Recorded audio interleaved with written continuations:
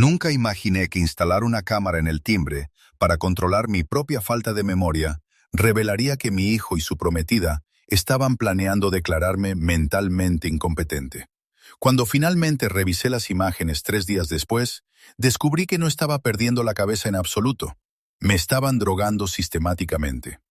Me llamo Robert Chen y a mis 72 años pensaba que ya había visto lo suficiente en la vida como para que nada me sorprendiera. Me equivocaba. Todo empezó unos 6 meses después de que mi esposa Lynn falleciera de cáncer. Llevábamos casados 47 años y su muerte dejó un vacío en mi vida que no sabía cómo llenar.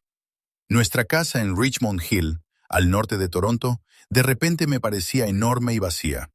El jardín que Lynn había cuidado con tanto cariño parecía burlarse de mí con sus parterres cubiertos de maleza y sus flores marchitas. Mi hijo David era mi único hijo. A sus 43 años, acababa de pasar por un divorcio complicado que lo había dejado sin recursos económicos. Su exmujer se había quedado con la casa de Vancouver y, al parecer, los gastos legales habían acabado con la mayor parte de sus ahorros.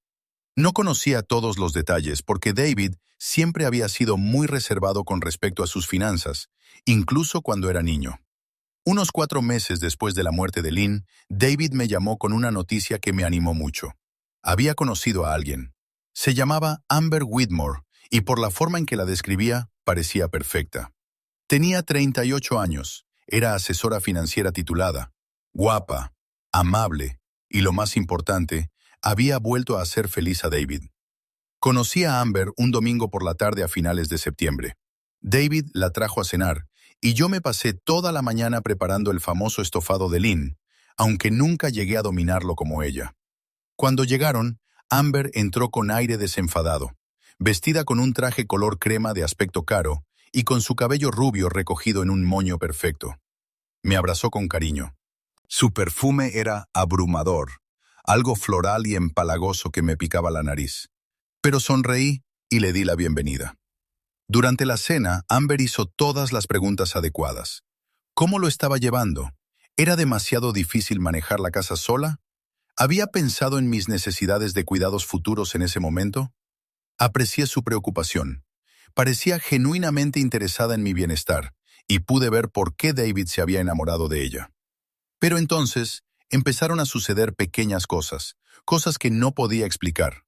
Empezó con mis llaves. Siempre había sido muy meticulosa a la hora de guardarlas en el mismo sitio. Un pequeño cuenco de cerámica junto a la puerta principal que Lynn había hecho en una clase de cerámica. Pero empecé a encontrarlas en lugares extraños.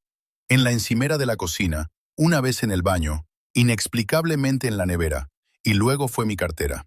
La guardaba en el bolsillo de la chaqueta, y una hora más tarde, estaba en la mesita de noche. Empecé a preocuparme. ¿Así era como empezaba? Mi padre había desarrollado demencia a los 80 años, y los primeros síntomas habían sido exactamente iguales.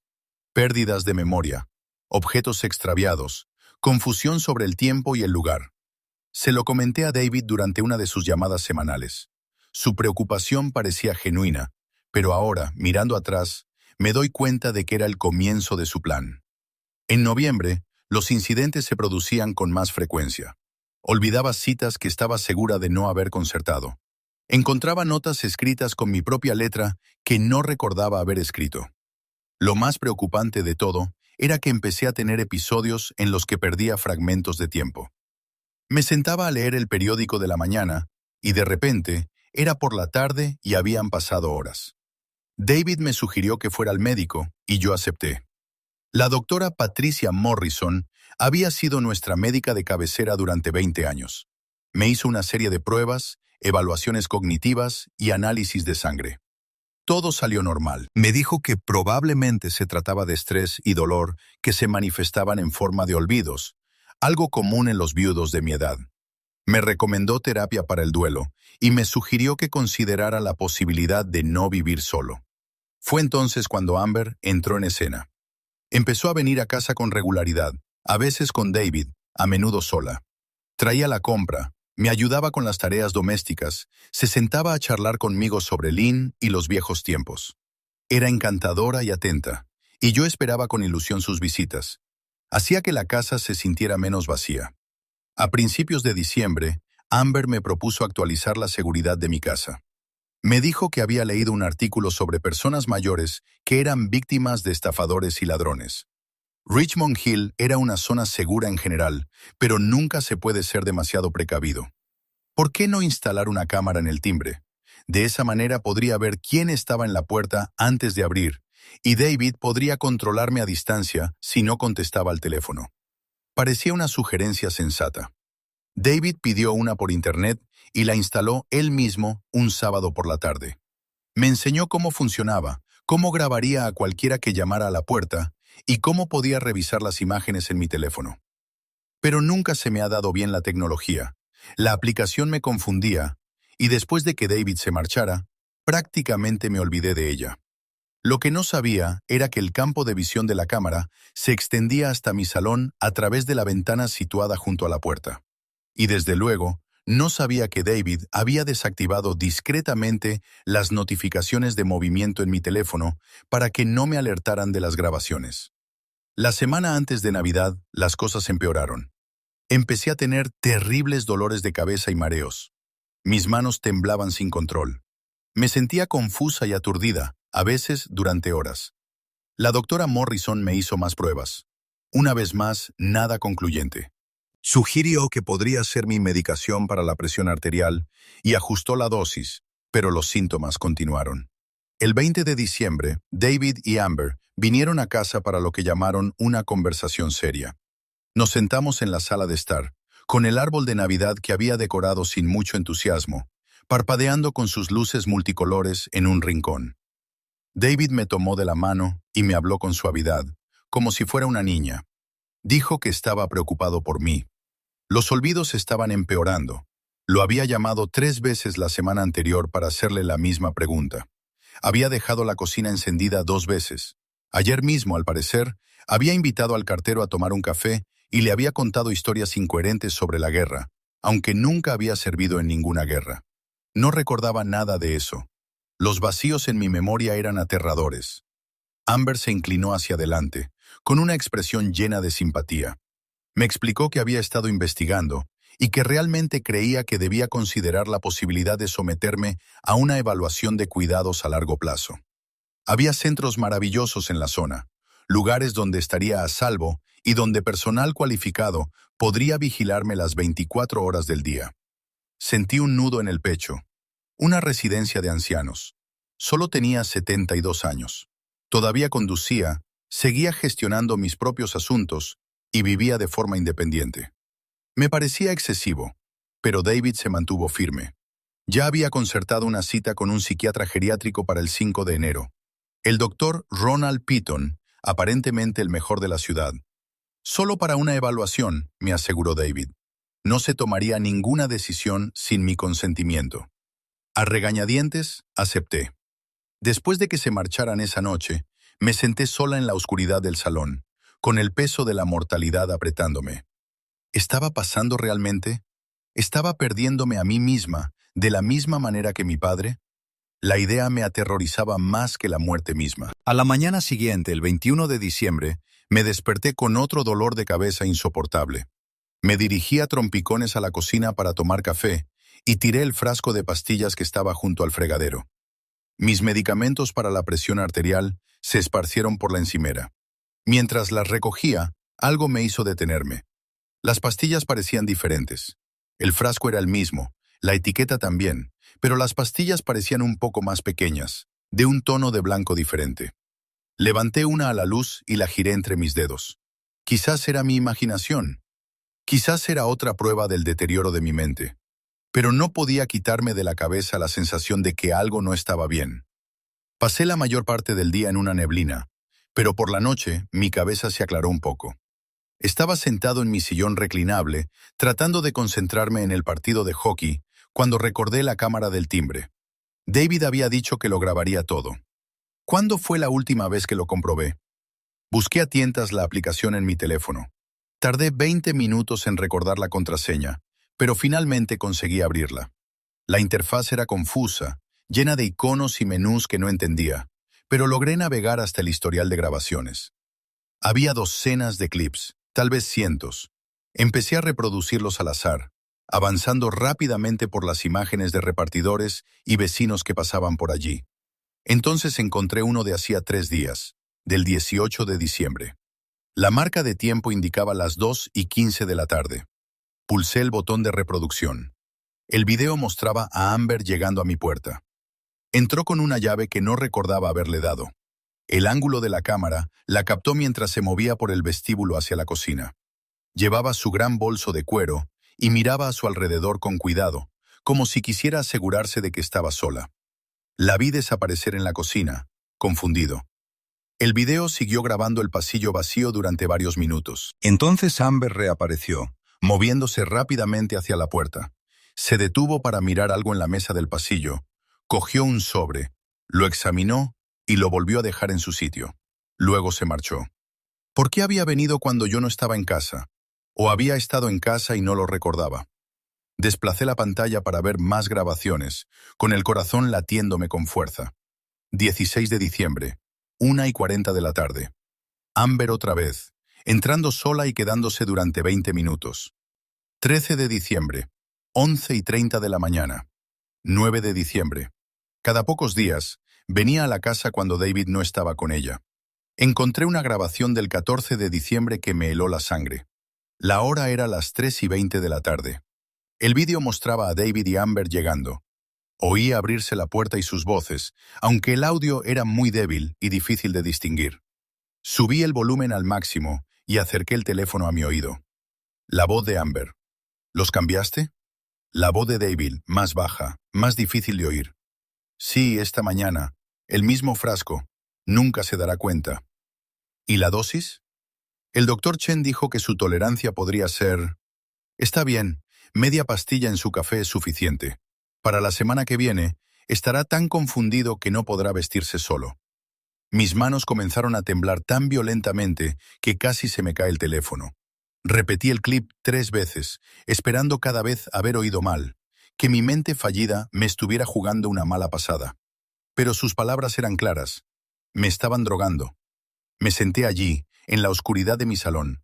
La televisión seguía emitiendo su programa sin espectadores, mientras yo intentaba procesar lo que acababa de oír. Mi hijo, mi único hijo, el niño que había criado, el hombre al que había enseñado a montar en bicicleta, a lanzar una pelota de béisbol y a defender lo que era correcto. Me estaba envenenando. ¿Pero por qué? Me obligué a seguir viendo las grabaciones. Necesitaba entenderlo. El vídeo del 14 de diciembre continuaba. Vi a David y Amber moverse por mi casa como si fuera suya. La cámara no lo captaba todo, pero el audio recogía fragmentos de su conversación. Amber, la cita con Petón está fijada para el 5 de enero. Ya le he informado de los síntomas. David, ¿estás seguro de que aprobará la evaluación? Confía en mí, he trabajado con él antes. En cuanto vea a Robert en persona, confuso y desorientado, recomendará la tutela inmediata, especialmente cuando le muestre la documentación. ¿Qué documentación? Los incidentes que he estado registrando. Tu padre invitando a extraños a entrar, dejando los electrodomésticos encendidos. El comportamiento errático. He tomado notas detalladas. Hubo una pausa. Luego, la voz de David se volvió más tranquila, casi culpable. ¿De verdad crees que esta es la única manera, David? La voz de Amber era ahora aguda. Ya no era el tono dulce y cariñoso que usaba conmigo. Ya hemos hablado de esto. Tu padre tiene una propiedad de $2 millones y otro millón en inversiones. Una vez que lo declaren incompetente y tú tengas la tutela, podremos vender esta casa, liquidar sus activos y empezar de cero. Tu divorcio te arruinó. Necesitamos esto. Lo sé, pero nada. Tienes 72 años. Podría vivir otros 15 años en algún centro de cuidados, gastando dinero en personal de enfermería. De esta manera, aseguramos tu herencia ahora, mientras aún queda algo. Y sinceramente, dada su edad y su dolor, probablemente necesite cuidados profesionales tarde o temprano. Solo estamos acelerando el proceso. Tuve que pausar el vídeo. No podía respirar. Sentía como si alguien me estuviera pisando el pecho. No se trataba de preocupación por mi bienestar. Se trataba de dinero. Mi dinero. Estaban inventando una enfermedad mental para declararme incompetente y poder quedarse con todo. Pensé en Lynn, en los años que habíamos trabajado y ahorrado, en la póliza de seguro de vida que ella había insistido en contratar y que había pagado la casa. Habíamos construido juntos este colchón financiero para que yo estuviera seguro en mi vejez, para que nunca fuera una carga para David, y él lo estaba robando. Pasé el resto de la noche viendo todas y cada una de las grabaciones de esa cámara. A las 4 de la madrugada tenía una visión completa de la situación. El patrón había comenzado a principios de noviembre. Amber venía cuando yo salía a hacer recados o durante mi siesta de la tarde, que había empezado a hacer recientemente debido al cansancio abrumador. Ella cambiaba cosas de sitio, movía mis llaves, escondía mi cartera, colocaba objetos en lugares extraños. Cogía mi agenda y cambiaba las fechas, haciendo que pareciera mi letra. Incluso llamaba a la consulta del doctor Morrison, fingiendo ser yo, concertando citas de las que yo no sabía nada, y luego volviendo a llamar para cancelarlas de forma errática, con el fin de crear confusión. Y las pastillas. Vi a David cambiar mi medicación para la presión arterial por otra cosa. No pude distinguir qué era en el video, pero basándome en mis síntomas, los mareos, la confusión, los temblores, la pérdida de tiempo, supongo que era algún tipo de sedante o posiblemente un antipsicótico en pequeñas dosis. Llevaban meses manipulándome, haciéndome creer sistemáticamente que estaba perdiendo la cabeza. Encontré otro video que completaba el cuadro. El 19 de diciembre, hace solo 2 días, David y Amber estaban de nuevo en mi salón, hablando en voz baja mientras creían que yo estaba durmiendo arriba. Amber sostenía unos papeles. Son los documentos del poder notarial. Una vez que Petón firme la evaluación de competencia, los presentaremos. Tendrás el control total de sus finanzas a finales de enero. Y entonces pondremos esta casa a la venta inmediatamente. El mercado está muy activo ahora mismo. Deberíamos conseguir fácilmente 1,8 millones después de los gastos. Su cartera de inversiones se transferirá al fideicomiso que he creado contigo como único fideicomisario. Podemos disponer de ella según sea necesario. ¿Y papá? ¿A dónde irá? Maple Grove tiene una cama disponible. No es el Ritz, pero está limpio y cuenta con el personal adecuado. La cuota mensual es de $3,500. Muy razonable. Amber. La voz de David se quebró. Sé que fue idea mía, pero verlo así, tan confundido y asustado. David, su voz era firme. No vas a echarte atrás ahora. Ya estamos demasiado metidos en esto. Además, tú mismo dijiste que estaba empezando a deteriorarse. No estamos haciendo nada que no ocurriría de forma natural en unos años. Solo estamos ayudando a que las cosas sigan su curso. Oí a David suspirar en la grabación. Sí, tienes razón. Ojalá hubiera otra manera. No la hay. Ahora, repasemos la historia una vez más. ¿Cuándo fue la primera vez que notaste sus problemas de memoria? Los vi ensayar sus mentiras, cada incidente confuso, cada momento de olvido, cada prueba que habían fabricado para pintarme como incompetente. Cuando el sol de invierno comenzó a salir el 22 de diciembre, me senté en mi cocina con un bloc de notas, con la mente más clara de lo que había estado en semanas. Dejé de tomar mi medicación inmediatamente después de ver los vídeos. La niebla ya empezaba a disiparse. Me quedaban menos de 2 semanas antes de la cita con el doctor Petón. 2 semanas para averiguar cómo detener esto y protegerme. Pero tenía que ser inteligente. David y Amber no podían saber que yo lo sabía. Lo primero que hice fue conducir hasta una clínica sin cita previa en Markham, lo suficientemente lejos de Richmond Hill como para no encontrarme con nadie conocido. Llevé mi frasco de pastillas y le dije al médico que creía que podía haber habido un error de la farmacia.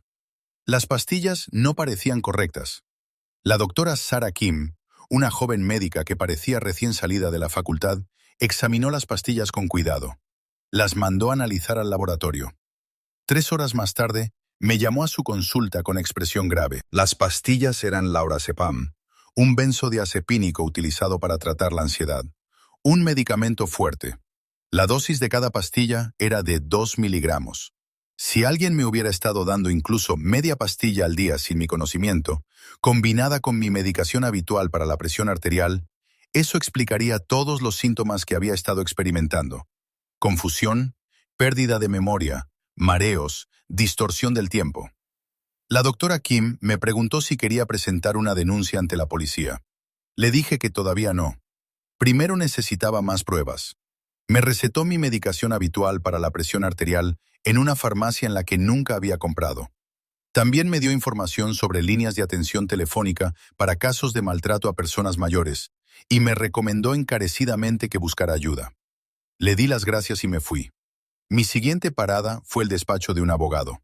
Nunca había utilizado los servicios de Ronald Petón, pero conocía su reputación, así que fui a otro sitio.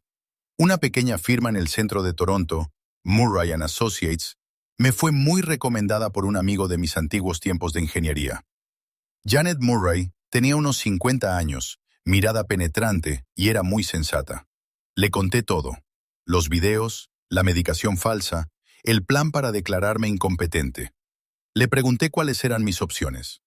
Se quedó callada durante un largo rato después de que terminara de hablar.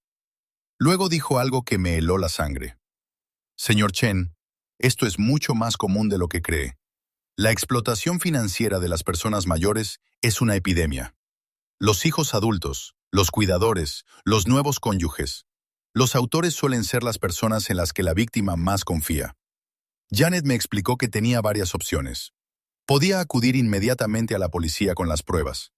Podrían presentar cargos por fraude, falsificación y posiblemente intento de robo, dependiendo de lo que descubrieran. Pero los casos penales avanzaban lentamente, y mientras tanto David y Amber podrían intensificar sus planes o destruir las pruebas. O podía adoptar un enfoque diferente, documentarlo todo, construir un caso sólido y enfrentarme a ellos cuando creyeran que habían ganado. Entonces veríamos si David era redimible o si había ido demasiado lejos. Elegí lo segundo. Durante las 2 semanas siguientes desempeñé mi papel. Seguí actuando como si estuviera confuso, olvidadizo y desorientado. No fue difícil. Había pasado meses viéndome convertirme en alguien a quien no reconocía. Ahora solo tenía que representar ese mismo declive de forma deliberada. Pero en secreto lo documentaba todo. Mantuve la cámara del timbre en funcionamiento y guardé todas las grabaciones en un servicio en la nube que Janet me había configurado. Fotografié las pastillas falsas. Anoté todas las interacciones con David y Amber, tomando nota de sus preguntas, sus sugerencias, sus mentiras. También hice algo más. Investigué a Amber Whitmore. Me costó bastante, pero lo que descubrí encajó todas las piezas. Amber había estado casada 2 veces antes. Su primer marido, Graham Whitmore, tenía 78 años cuando murió en una residencia de ancianos en Calgary hace 3 años. 6 meses antes de su muerte, había cedido el poder notarial a Amber. Los hijos de su primer matrimonio impugnaron el testamento, alegando que Amber había manipulado a su padre y les había robado su herencia. El caso se resolvió fuera de los tribunales. Su segundo marido, Kenneth Porter, tenía 65 años cuando falleció hace solo 14 meses. Otro testamento impugnado. Otro acuerdo extrajudicial. Amber seguía un patrón. Se fijaba en hombres mayores con patrimonio, normalmente viudos o divorciados recientemente. Los seducía, los aislaba de sus familias, se ganaba su confianza y el control legal, y luego vaciaba sus cuentas. A veces los hombres morían, otras acababan en centros de atención, demasiado medicados para defenderse. David no era su pareja, era su próxima víctima. O más bien, yo era el objetivo principal, y David era el idiota útil que le había dado acceso a mí. Le llevé esta información a Janet. Ella se puso en contacto con un colega especializado en la investigación de fraudes. En pocos días, teníamos aún más registros bancarios que mostraban transferencias inusuales desde las cuentas de Porter antes de su muerte. El testimonio de una antigua enfermera del centro de Calgary que había encontrado sospechoso el comportamiento de Amber con Graham, un patrón de manipulación y explotación financiera que se prolongó durante al menos 5 años. Amber Whitmore era una depredadora, y mi hijo la había traído directamente a mí. Llegó el 5 de enero. David me recogió para ir a la cita con el Dr. Petón. Me arrastré lentamente hasta el coche, murmurando que había olvidado mis gafas. Llamé 2 veces a David Dennis. Le pregunté si íbamos a ver al Dr. Morrison. Desempeñé a la perfección el papel de anciano confuso y decadente. En el coche, Amber esperaba en el asiento trasero. Me apretó la mano con simpatía. «No te preocupes, Robert. El Dr. Petón es maravilloso. Solo te va a hacer algunas preguntas. La consulta del doctor Piton estaba en un edificio médico en North York.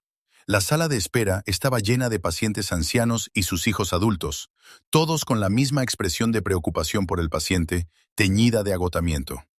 Cuando llegó mi turno, David y Amber intentaron entrar conmigo.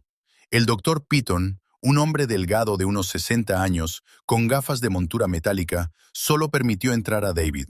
Amber esperó fuera, con la mandíbula apretada por la frustración. La evaluación fue exhaustiva. El doctor Piton me pidió que recordara listas de palabras, dibujara esferas de reloj y resolviera problemas matemáticos sencillos. Cometí errores deliberadamente, no demasiados, porque quería parecer que estaba decayendo, no que había perdido completamente la cabeza. Confundí las fechas. No podía recordar lo que había desayunado. Llamé al doctor Piton, doctor Morrison, una vez. Durante toda la sesión, David se sentó en silencio, con el rostro impasible. ¿Era culpa lo que veía o solo ansiedad porque su plan pudiera no funcionar? Después de una hora, el doctor Piton le pidió a David que saliera para poder hablar conmigo en privado. Había llegado el momento. Era el momento en el que normalmente evaluaba si necesitaba un tutor, si aún podía tomar mis propias decisiones. El doctor Piton se recostó en su silla. Señor Chen, voy a ser franco con usted. Su hijo me ha informado ampliamente sobre sus síntomas. La señorita Whitmore me ha proporcionado documentación detallada de incidentes, deambulación, confusión y comportamientos peligrosos. Basándome en la evaluación de hoy, veo algunos signos preocupantes. Déficit de memoria, desorientación temporal, dificultad con las tareas de función ejecutiva. Asentí lentamente, desempeñando mi papel. Continuó. En casos como este, mi recomendación suele ser realizar una evaluación de la capacidad con el objetivo de establecer la tutela. Su hijo parece muy preocupado por su seguridad. Ya veo, dije en voz baja. El doctor Piton golpeó su bolígrafo contra su cuaderno. Sin embargo, tengo que decirle algo. Ayer recibí una llamada muy interesante de una colega mía, Janet Murray. Es abogada. Me hizo algunas preguntas directas sobre mi relación profesional con Amber Whitmore. Se me aceleró el corazón. Eso no formaba parte del plan. Janet y yo habíamos acordado mantener su participación en secreto hasta después de esta cita. Dr. Piton me miró fijamente. Señor Chen, voy a hacerle una pregunta directa y necesito que sea sincero conmigo. ¿Está siendo coaccionado o manipulado por alguien en su vida? Mantuve su mirada. Era el momento de continuar con la farsa o de confiar en este hombre. Decidí confiar en él. Sí, dije con claridad, sin rastro de confusión en mi voz. Mi hijo y su prometida me han estado drogando durante meses. Han cambiado mi medicación por benzodiazepinas. Me han estado manipulando psicológicamente para hacerme parecer incompetente y así poder hacerse con el control de mis bienes. La expresión del doctor Piton no cambió, pero vi cómo apretaba con fuerza el bolígrafo. ¿Tiene pruebas de ello? Pruebas exhaustivas, grabaciones de vídeo, la medicación falsa, documentación financiera del pasado de la señorita Whitmore. Mi abogado lo tiene todo. Se quedó callado durante un largo rato. Entonces, señor Chen, debo informarle de que, efectivamente, he trabajado con la señorita Whitmore anteriormente. Me ha remitido 3 clientes en los últimos 2 años, todos ellos hombres mayores, que finalmente han sido puestos bajo tutela. En ese momento, creía que estaba ayudando a personas vulnerables. Ahora me pregunto si fui partícipe involuntario de algo mucho más oscuro. Se levantó. Voy a llamar a su hijo y a la señorita Whitmore para que vuelvan. Hoy no voy a recomendar la tutela. En su lugar, voy a sugerir que se realicen más pruebas en otro centro. Esto le dará tiempo. Pero, señor Chen, tiene que ir a la policía hoy mismo. Cuando David y Amber volvieron a la consulta, el doctor Piton dio su veredicto. Dijo que estaba preocupado, pero que no estaba convencido de que fuera necesaria una tutela inmediata. Quería que me sometiera a una evaluación adicional en otro centro, especializado en diferenciar entre el deterioro cognitivo genuino y otros factores que podrían presentar síntomas similares. También recomendó que, por ahora, siguiera viviendo de forma independiente. Con el aumento del apoyo familiar, observé el rostro de Amber. Su máscara profesional se deslizó por un momento y vi una pura rabia destellar en sus rasgos, pero se recuperó rápidamente, asintiendo y aceptando que sí, por supuesto, era prudente realizar pruebas más exhaustivas. David parecía aliviado, lo que me indicó que no estaba tan mal como yo temía. Salimos de la consulta. En el aparcamiento, Amber puso la excusa de que tenía que hacer algunas llamadas y se alejó hacia su coche. David me ayudó a subir al suyo y se sentó en el asiento del conductor sin arrancar el motor. «Papá», dijo en voz baja sin mirarme, «lo siento». «¿Por qué, hijo?» Estuvo callado durante un largo rato. «Por no haber sido lo suficientemente fuerte como para detener esto antes». Se me hizo un nudo en la garganta. «David, ¿qué quieres decir?» Se volvió hacia mí y vi lágrimas en sus ojos. «Sé que lo sabes, papá. Te vi mirándome la otra noche cuando pensabas que estaba dormido. Estabas mirando tu teléfono, las imágenes de la cámara del timbre. Vi tu cara. ¿Sabes lo que hicimos?» No dije nada. David continuó con la voz quebrada. Empezó como una simple idea. Estaba tan arruinado después del divorcio, y Amber sugirió que tal vez podríamos ayudarte a hacer la transición a un centro de cuidados un poco antes, poner tus asuntos en orden.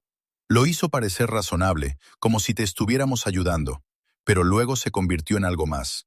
Las drogas, el gaslighting. Cada vez que quería parar, ella me recordaba cuántas deudas tenía, que era mi única salida. «Ella también te manipuló», dije en voz baja. «Eso no es una excusa. Tengo 43 años, no soy un niño. Sabía que lo que hacíamos estaba mal. Sabía que te estábamos haciendo daño. Simplemente quería el dinero más de lo que quería ser un buen hijo». Se secó los ojos. «Mamá se avergonzaría de mí». Sí, estuve de acuerdo. Lo estaría. Nos quedamos sentados en silencio. Finalmente dije, «David, necesito que tomes una decisión ahora mismo. Puedes marcharte, subirte al coche con Amber e intentar salvar el futuro que habéis planeado juntos, o puedes venir conmigo a la comisaría y contarlo todo. Si eliges la primera opción, presentaré cargos y irás a la cárcel. Si eliges la segunda opción, existe una posibilidad, aunque pequeña, de que podamos arreglar esto». David me miró y luego miró el coche de Amber al otro lado del aparcamiento. Él estaba hablando por teléfono, paseándose de un lado a otro, probablemente ya planeando el siguiente paso. «Te elijo a ti, papá», susurró. «Elijo arreglar esto». Esa tarde, David y yo entramos en la comisaría de Richmond Hill. Pasamos 6 horas prestando declaración. Yo proporcioné las imágenes de la cámara del timbre, la medicación falsa y toda la documentación de Janet sobre el historial de Amber. David lo confesó todo: el aturdimiento con drogas, el gaslighting, el fraude planeado. La policía actuó con rapidez. Por la noche, Amber Whitmore fue detenida en su apartamento. Allí encontraron más pruebas: documentos de las propiedades de Graham Whitmore y Kenneth Porter, firmas falsificadas, un ordenador portátil lleno de correos electrónicos incriminatorios y registros financieros. Resultó que había estado trabajando con una pequeña red de cómplices. El Dr. Petton no era uno de ellos. Había sido una herramienta involuntaria. Pero había otros. Un abogado especializado en tramitar rápidamente transferencias de propiedades. Un agente inmobiliario que estaba listo para poner mi casa a la venta. Incluso un administrador de un centro de cuidados al que se le había pagado para que guardara silencio sobre el número sospechosamente elevado de residentes que cedían sus bienes a familiares poco antes de su ingreso. La investigación acabó descubriendo 7 víctimas en 5 años. Millones de dólares robados, vidas destruidas. Amber fue acusada de fraude, robo, falsificación y maltrato a personas mayores. El juicio aún está en curso, pero su abogado ha indicado que probablemente se declarará culpable a cambio de una sentencia más leve. Se enfrenta a una pena de entre 10 y 15 años. David fue acusado como cómplice, pero como cooperó plenamente y proporcionó pruebas esenciales, el fiscal aceptó un acuerdo con la fiscalía. Recibió 2 años de libertad condicional, una cuantiosa multa y la obligación de realizar 500 horas de servicio comunitario en una organización de defensa de los derechos de las personas mayores. También tiene que asistir a terapia semanalmente y tomar cursos sobre educación financiera y ética.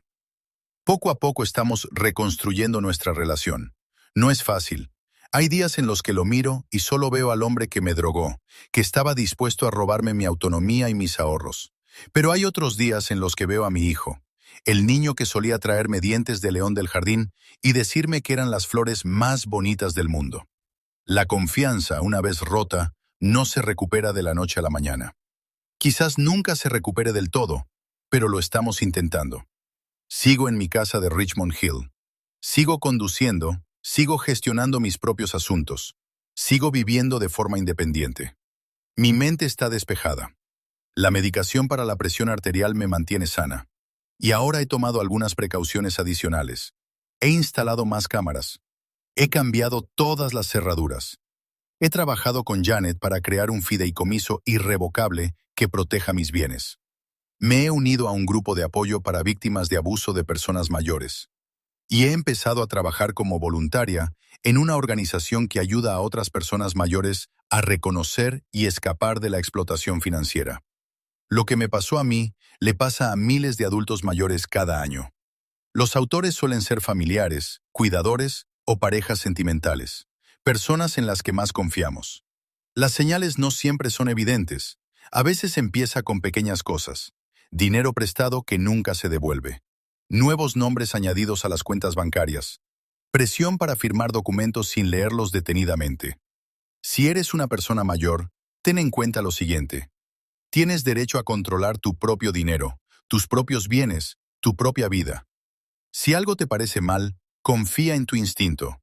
Documente todo. Guarde los documentos importantes en un lugar seguro. No firme nada que no comprenda completamente. Y si le están presionando o manipulando, cuénteselo a alguien de su confianza ajeno a la situación. Si tiene padres mayores, preste atención. Visítelos con regularidad. Hágales preguntas sobre sus finanzas. No por curiosidad, sino para asegurarse de que están bien. Esté atento a cambios repentinos en su situación de vida, a personas nuevas que se hayan involucrado mucho muy rápidamente o al aislamiento de amigos y familiares. El abuso financiero prospera en el silencio y la vergüenza. Las víctimas a menudo no lo denuncian porque les da vergüenza o porque el abusador es alguien a quien aman. Tenemos que hablar de esto más abiertamente para eliminar el estigma y facilitar que las personas pidan ayuda. Yo tuve suerte. Lo descubrí a tiempo. Tenía los recursos para defenderme.